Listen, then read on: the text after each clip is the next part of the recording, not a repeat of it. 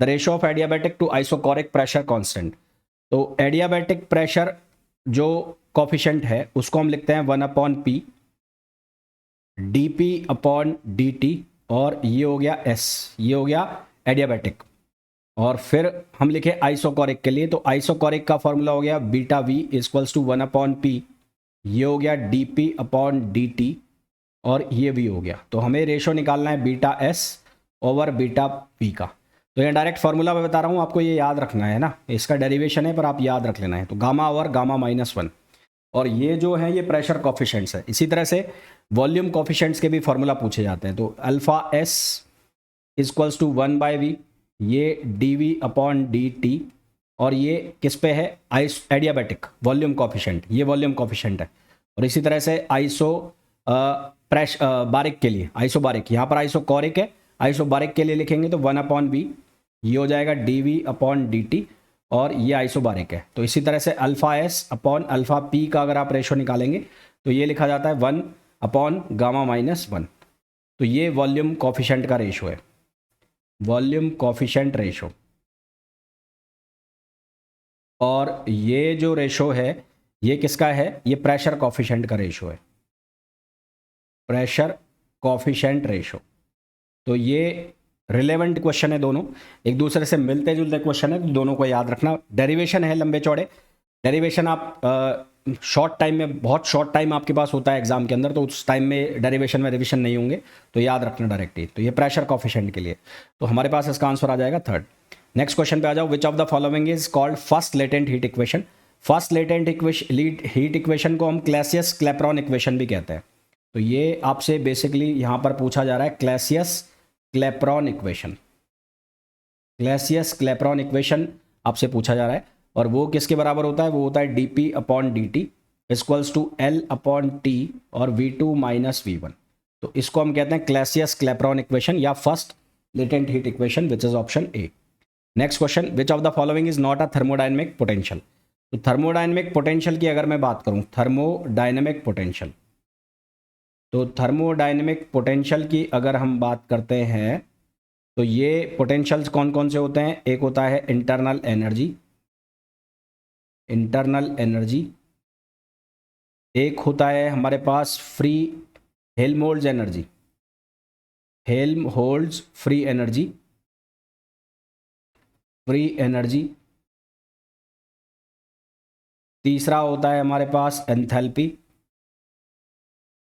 और चौथा होता है हमारे पास Gibbs function, Gibbs free energy.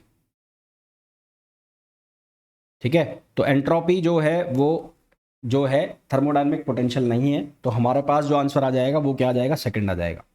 Next question, 1 mole of an ideal gas at an initial temperature of T kelvin does 6 R joule of work adiabatically. तो यहाँ पर एडियाबैटिक वर्क किया जा रहा है, तो एडियाबैटिक प्रोसेस में जो वर्क डन है उसको हम लिखते हैं P1V1 minus P2V2 over gamma -1। इसको हम ऐसा भी लिख सकते हैं NR T1 minus T2 over gamma -1। ठीक है, अब जो W है उसकी वैल्यू हमें गिवन है 6R, और जो हमें मोल दिया हुआ है वो कितना दिया हुआ है 1 मोल। तो यहाँ से हो गया R, ये हो गया T1 माइनस T2, गामा की जो वैल्यू है हमें 5/3 दी है, तो 5/3 -1 इक्वल्स टू ये हो गया 6R। तो R से R कैंसिल हो गया, यहाँ T माइनस T2 अपॉन ये हो जाएगा 2/3, और ये बनेगा 6। इसको जब हम सिंप्लीफाई करेंगे तो T2 की वैल्यू आएगी हमारे पास T-4।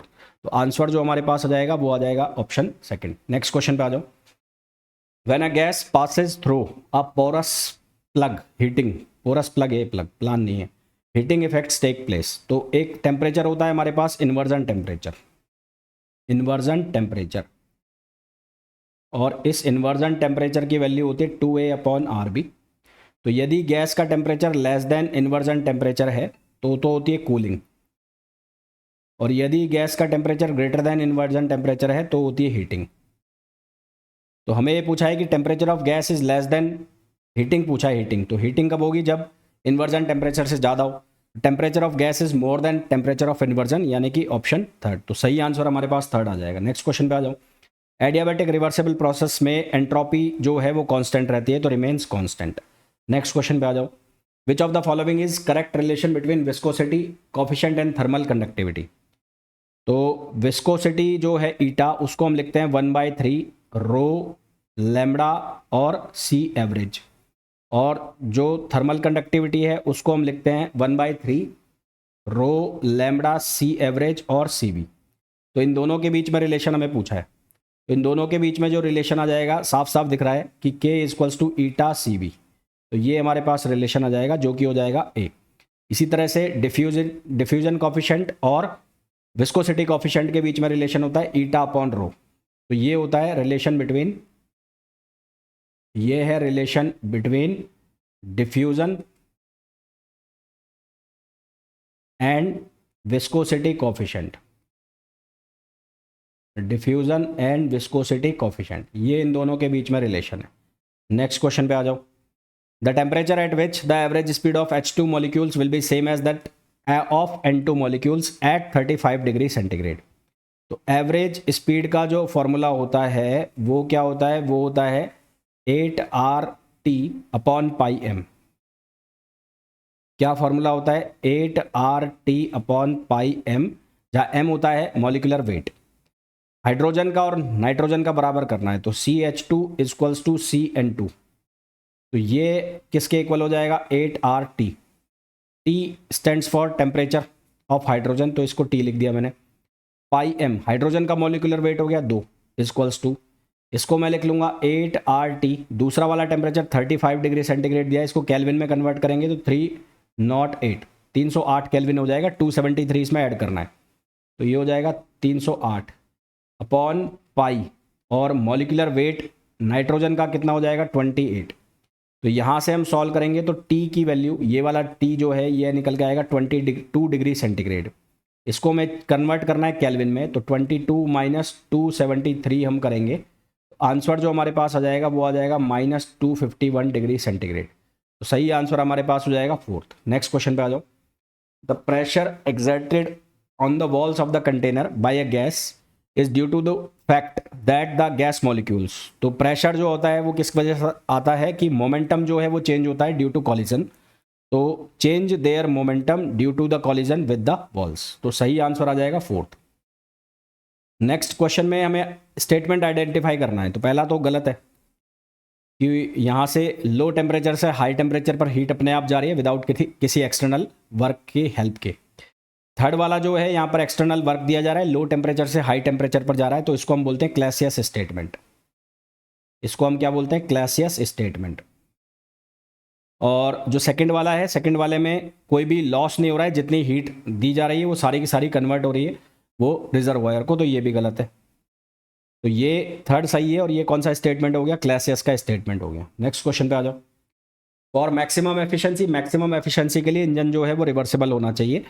कैसा होना चाहिए, रिवर्सिबल। नेक्स्ट क्वेश्चन पे आ जाओ। Relation for enthalpy for isobaric process, ये गलत लिखा हुआ है क्वेश्चन में, सारे ऑप्शन गलत लिखे हुए हैं। तो H इक्वल्स टू होता है U प्लस PV, तो DH इक्वल्स टू हो जाएगा DU प्लस PDV और प्लस VDP। तो आइसोबारिक के लिए DP 0 हो जाएगा, तो DH की वैल्यू कितनी हो जाएगी, DU प्लस PDV।